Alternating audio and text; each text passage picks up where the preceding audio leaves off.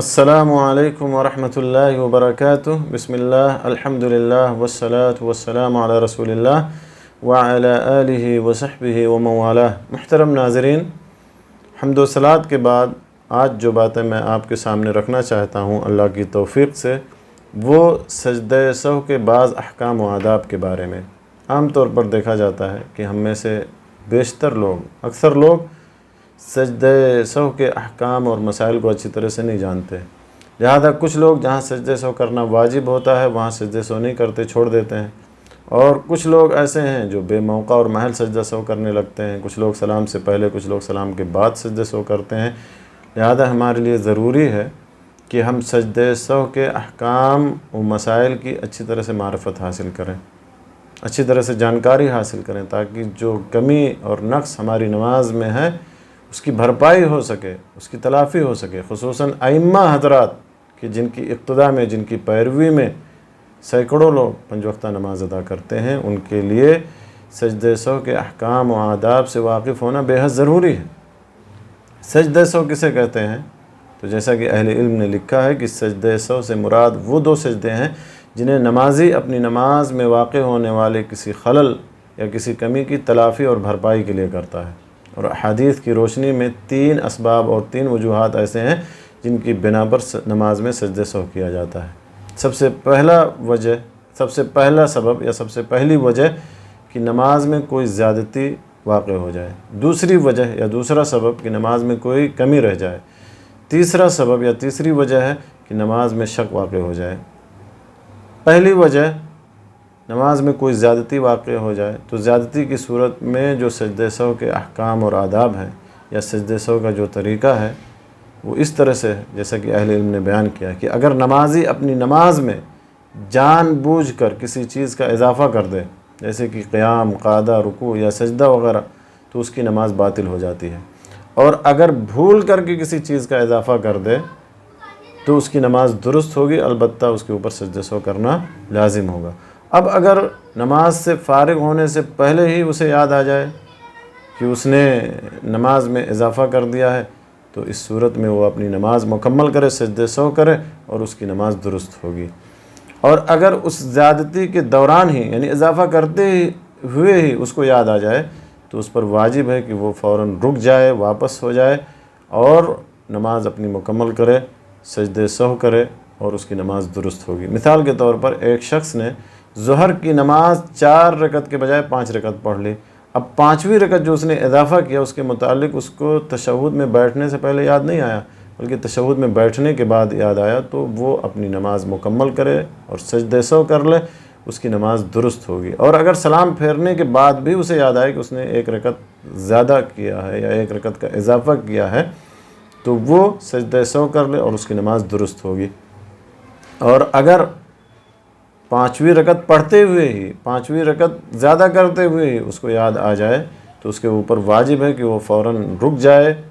اور تشہد میں بیٹھے اور اپنی نماز مکمل کرے اور سجدہ سہو کرے اور اس کی نماز درست ہوگی۔ اس کی دلیل کیا ہے؟ اس کی دلیل عبداللہ ابن مسعود رضی اللہ تعالیٰ عنہ کی یہ حدیث ہے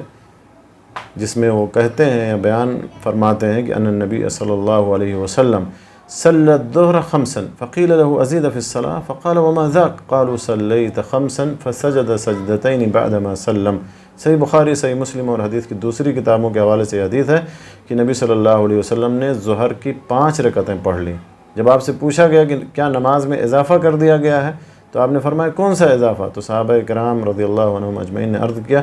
کہ آپ نے 5 رکعتیں پڑھی ہیں۔ تو آپ صلی اللہ علیہ وسلم نے سلام کے بعد 2 سجدے کیے، اور ایک روایت کے الفاظ یوں ہیں کہ آپ نے پاؤں موڑے، قبلہ رخ ہوئے، 2 سجدے کیے اور پھر سلام پھیرا۔ صحیح بخاری اور صحیح مسلم کے حوالے سے حدیث ہے۔ تو یہ پہلا سبب ہے جس کی وجہ سے نماز میں سجدہ سہو کیا جاتا ہے، اور وہ ہے کہ نماز میں کوئی زیادتی واقع ہو جائے۔ دوسرا سبب کیا ہے؟ دوسرا سبب یہ ہے کہ نماز میں کوئی کمی واقع ہو جائے، کوئی نقص اور کوئی کمی رہ جائے، تو ایسی صورت میں دیکھا جائے گا کہ کس چیز میں کمی واقع ہوئی ہے۔ کیا یہ کمی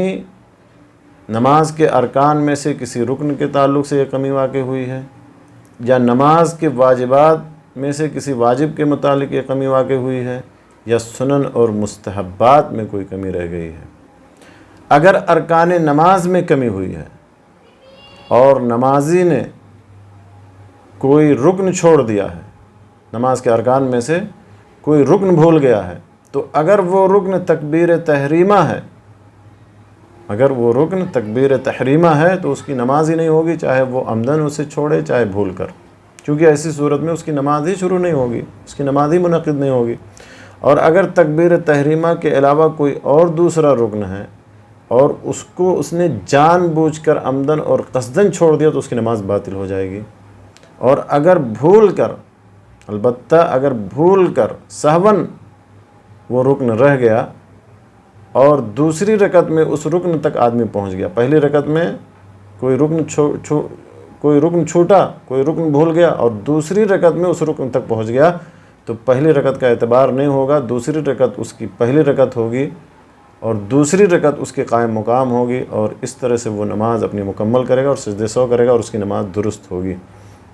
لیکن اگر وہ دوسری رکعت میں اس مقام تک نہیں پہنچا جس میں وہ رکن تھا، تو اس پر واجب ہے کہ وہ واپس لوٹے اور اس رکن کو، اس چھوٹے ہوئے رکن کو، اس بھولے ہوئے رکن کو ادا کرے اور اس کے بعد جو اعمال ہیں اس کو مکمل کرے اور اپنی نماز اس طرح سے وہ کمپلیٹ کرے اور سجدے سہو کرے اور اس کی نماز درست ہوگی۔ مثال کے طور پر ایک شخص پہلی رکعت کا دوسرا سجدہ بھول گیا، پہلی رکعت کا دوسرا سجدہ بھول گیا اور دوسری رکعت میں دو سجدوں کے درمیان بیٹھے ہوئے اس کو یاد آیا کہ پہلی رکعت میں اس کا ایک سجدہ رہ گیا تھا، تو اس صورت میں اس کی پہلی رکعت جو ہے جس میں سجدہ بھول گیا، دوسرا سجدہ، اس کی وہ رکعت منسوخ ہوگی، اس کا اعتبار نہیں ہوگا، اور اس کے بجائے پہلی رکعت یہ اس کے قائم مقام، پہلی رکعت جو دوسری جس رکعت میں وہ ہے وہ پہلی رکعت ہوگی اور اس کے قائم مقام ہوگی اور وہ نماز مکمل کرے گا اور سجدے سہو کرے گا اور اس کی نماز درست ہوگی۔ اسی طرح سے ایک شخص پہلی رکعت کا دوسرا سجدہ اور اس سے پہلے بیٹھنا بھول گیا، یعنی پہلی رکعت میں ایک سجدہ کیا اور سجدے کے بعد سیدھا کھڑا ہو گیا، تو دوسری رکعت میں رکوع سے پہلے یا رکوع کے بعد اسے یاد آیا، تو اس کے اوپر واجب ہے کہ واپس لوٹے اور وہ جلوس جو بیٹھنا بھول گیا اور جو سجدہ بھول گیا اس کو مکمل کرے اور اس کے بعد پھر جو اعمال ہیں ان کو مکمل کرے اور نماز اسی طرح سے کمپلیٹ کرے اور سجدے سہو کرے اور اس کی نماز درست ہوگی۔ یہ اگر ارکان میں کوئی کمی رہ گئی ہے تو۔ دوسری چیز یہ ہے کہ واجبات میں اگر کوئی کمی رہ جائے تو کسی نمازی نے اگر نماز کے واجبات میں سے کسی واجب کو جان بوجھ کر عمدن اور قصدن چھوڑ دیا تو اس کی نماز باطل ہو جائے گی، اس پر تمام ائمہ اور تمام علماء کا اتفاق ہے۔ اور اگر بھول کر کوئی واجب رہ جائے تو اس کی نماز درست ہوگی، اس کے اوپر سجدے سہو کرنا ہوگا۔ اگر اسی مقام پر فوراً، یعنی جس مقام پر وہ ہے اسی مقام پر اسے یاد آ جائے تو وہ اسے ادا کر لے، اور اس صورت میں اس کے اوپر سجدے سہو بھی نہیں ہے۔ اور اگر واجب کے مقام سے آگے گزر جائے لیکن اس کے بعد والے رکن تک نہ پہنچے، اس سے پہلے ہی اسے یاد آ جائے، تو وہ واپس ہو اور اس واجب کی ادائیگی کرے اور باقی نماز مکمل کرے، سجدے سہو کرے، اس کی نماز درست ہوگی۔ اور اگر اس سے اگلے رکن تک پہنچنے کے بعد یاد آئے، اگر اگلے رکن تک پہنچنے کے بعد یاد آئے تو اسے لوٹنے کی ضرورت نہیں ہے، وہ واجب ساقط ہو جائے گا، اسے دوبارہ کرنے کی ضرورت نہیں ہے، اور اپنی نماز وہ جاری رکھے، اسی طرح سے مکمل کرے، سجدے سہو کر لے، اس کی نماز درست ہوگی۔ مثال کے طور پر ایک شخص دوسری رکعت کے دوسرے سجدے کے بعد درمیانی تشہد بھول گیا، تشہد اول 2 رکعت کے بعد جو تشہد ہے اس کو بھول گیا اور تیسری رکعت کے لیے اٹھنے لگا، لیکن اٹھنے سے پہلے ہی اسے یاد آیا تو وہ بیٹھ جائے اور تشہد مکمل کرے، نماز اپنی مکمل کرے اور اس کے اوپر سجدے سہو نہیں ہے۔ لیکن اگر اٹھنے کے بعد اور پوری طرح کھڑے ہونے سے پہلے ہی یاد آ گیا تو وہ لوٹ جائے اور تشہد پڑھے، پھر نماز مکمل کرے، سجدے سہو کرے اور اس کی نماز درست ہوگی۔ لیکن اگر پوری طرح کھڑے ہونے کے بعد اس کو یاد آیا تو اس سے وہ واجب یعنی تشہد ساقط ہو جائے گا، اس کو دوبارہ پڑھنے کی یا اس کی طرف لوٹنے کی ضرورت نہیں ہے، وہ اپنی نماز مکمل کرے اور سجدے سہو کر لے، اس کی نماز درست ہوگی۔ اس کی دلیل امام بخاری رحمہ اللہ کی حدیث ہے کہ ان نبی صلی اللہ علیہ وسلم صلی بہم الظہر الی آخر الحدیث۔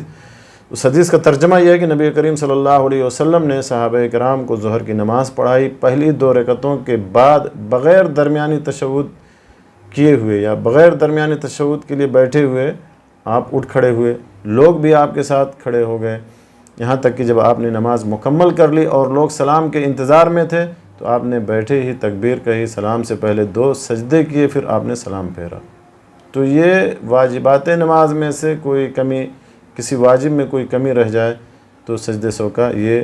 حکم ہے اور یہ طریقہ ہے۔ اگر تیسری چیز کہ اگر سنن اور مستحبات، نماز کے سنن اور مستحبات میں سے کوئی کمی رہ جائے تو ایسی صورت میں اس کو دہرانے کی ضرورت بھی نہیں ہے یا اس کی طرف پلٹنے کی ضرورت بھی نہیں ہے، اور نہ اس کے لیے سجدے سو کرنے کی ضرورت ہے۔ اللہ تعالیٰ سے دعا ہے کہ اللہ تعالیٰ ہمیں ان باتوں کو جاننے، سننے اور سمجھنے کے بعد اللہ تعالیٰ ہمیں ان پر عمل کرنے کی توفیق بخشے۔ بقیہ سجدے سو کے جو احکام ہیں وہ انشاءاللہ